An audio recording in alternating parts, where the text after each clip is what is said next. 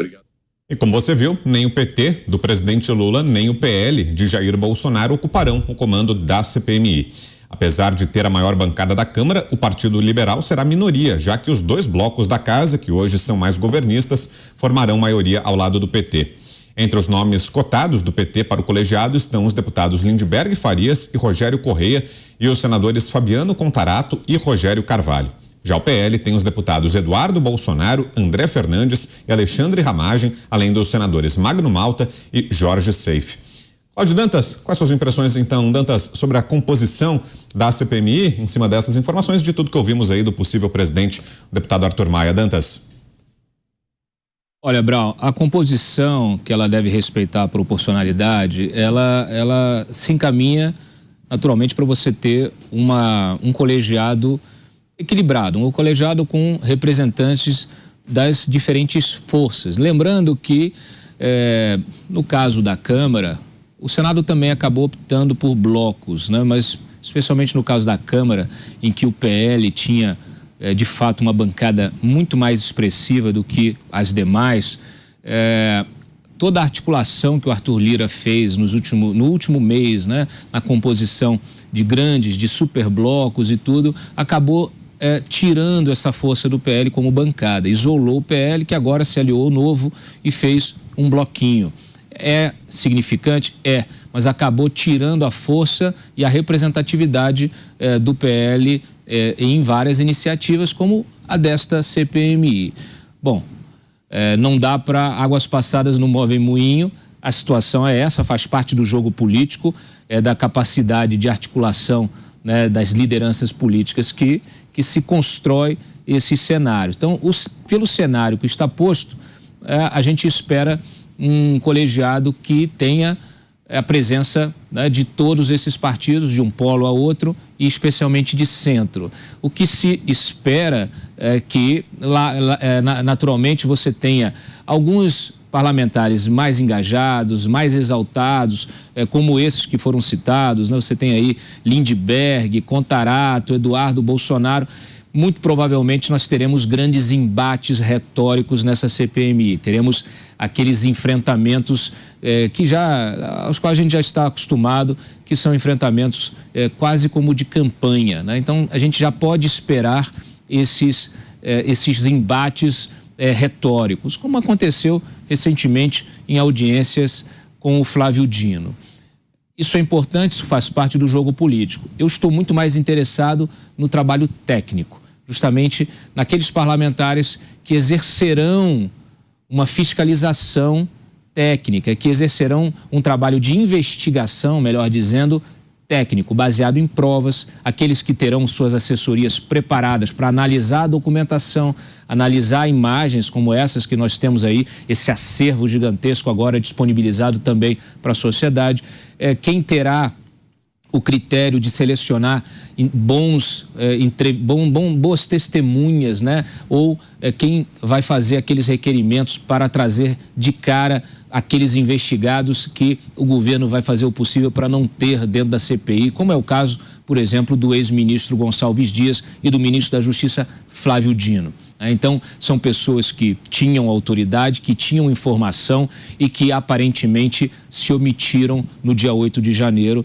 Esta é a grande lacuna de toda essa investigação. Naturalmente, também espero que alguns parlamentares se dediquem a ouvir os investigados lá do inquérito que corre no Supremo, aqueles que estão presos. É preciso que a sociedade, que o meio político, que o universo jurídico tenha acesso ao que essas pessoas vivenciaram, para que se entenda como que elas foram cooptadas para esse movimento, o que elas realmente fizeram, quem efetivamente destruiu o patrimônio público. Então, a expectativa é grande em relação ao trabalho que essa CPMI terá pela frente e como isso pode mudar o curso da política atual e da própria história.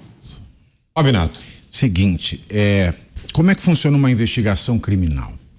Uma cena de assassinato funciona da seguinte maneira: isola-se o local e a equipe da perícia é chamada até lá pelo delegado de polícia, que é o que preside a investigação.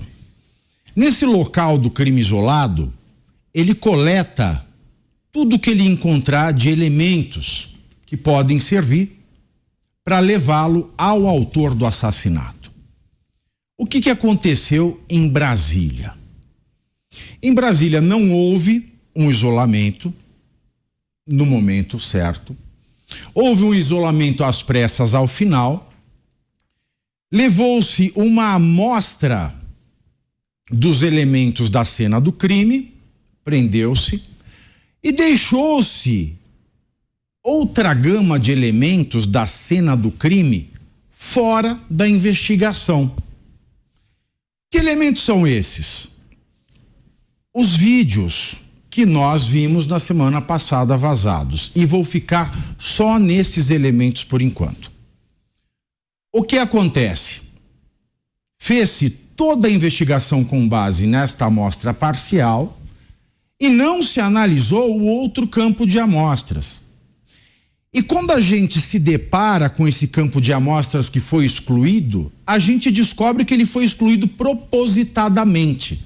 Ou seja, a Polícia Federal, no caso, ela tinha esses elementos, mas ela escolheu, e dar a desculpa esfarrapada de que não teve tempo de ver, por isso é que não entrou no relatório, não cola.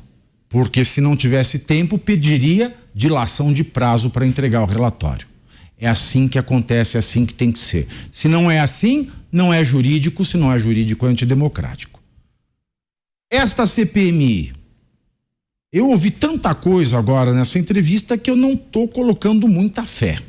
Por quê? Porque é essencial que nós façamos a investigação a partir dos elementos que estão na nossa mão. E o que está na nossa mão agora? É um conjunto probatório que foi excluído sem explicação nenhuma, sem explicação da PF, do Flávio Dino, do presidente da República, que era o chefe do GSI, sem explicação do PGR, que ninguém nunca mais viu, sem explicação da Polícia Federal e do próprio STF, que continuou a sua baciada de prosseguimentos às denúncias, sem se abalar com um vídeo vazado, o que é muito sério. Então, para a CPMI funcionar, ela precisa começar por essa questão. Por que é que este campo de provas que estava na cena do crime foi excluída? Porque o que eu ouvi de propostas aqui é que eles querem chegar no DNA sem antes tomar o material deixado na cena do crime. Ora, se existe mais de um DNA na autoria desses crimes, é preciso que se analise tudo. Mas primeiro é preciso que se analise o porquê todo o material da cena do crime não foi analisado. Porque quem deveria analisar não analisou. Quem eles estão acobertando, se é que estão acobertando alguém. Então, esta questão, ela é imprescindível. Se nós não começarmos esta CPMI respondendo à questão, por que é que PF, e quando digo PF, eu falo em Flávio Dino e Lula, por que é que PGR, Procuradoria-Geral da República, por que é que STF estão sistematicamente ignorando um vídeo vazado, que se não fosse vazado, ninguém saberia, e que, tendo sido vazado, não mudou nada do curso. Se nós não respondermos esta pergunta, nós vamos ficar na guerra de narrativas e a CPI não vai chegar em lugar nenhum. Para fecharmos então sobre esse tema, Mota, temos mais um minuto, daqui a pouco a gente vai para o intervalo. Pois não, Mota? A grande questão é aguardar para ver se haverá espaço para um trabalho técnico na CPMI. Né? Na lista de parlamentares indicados pelo PL, há excelentes nomes, como, por exemplo, o de Alexandre Ramagem. Ele é delegado de Polícia Federal com vasta experiência.